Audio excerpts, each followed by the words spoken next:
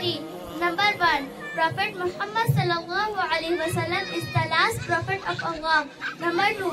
He was born in Mecca in 571 AD. Number 3. He belonged to the Quraysh tribe. Number 4. His father Abdullah died before his birth. Number 5. He was brought up by his uncle Abu Talib. Number 6. He changed the society through his hard work and preaching. Number 7. He was very just in his dealings. Number 8. He taught people the difference between right and wrong. Number 9. He was a perfect leader.